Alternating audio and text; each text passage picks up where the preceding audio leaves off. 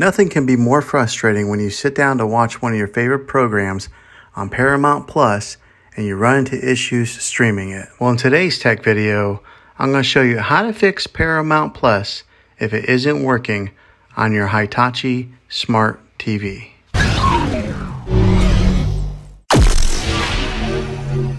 I'm going to show you a few really simple ways to try and solve your problem and get it back up and running again.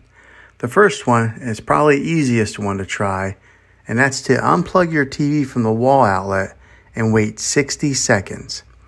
Now don't be impatient here, wait the whole 60 seconds and then plug it back in. This is very different from turning your TV on and off with your remote control. This is what we call a hard reset of your TV. So make sure you do this method.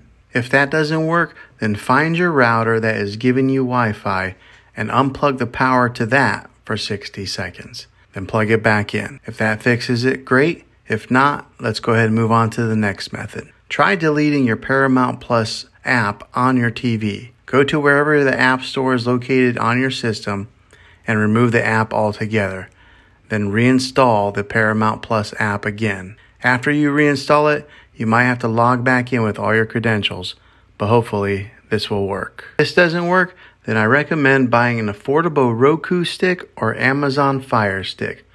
Plug that into your TV and use that as your main streaming player, and you'll be able to access Paramount Plus that way. I'll put links in the description down below of where you can get one. Well, hopefully this video was helpful to you. If it was, throw a thumbs up on it and go ahead and subscribe to my channel. I make tech videos all the time, and I would love to have you back in the next one. Take care.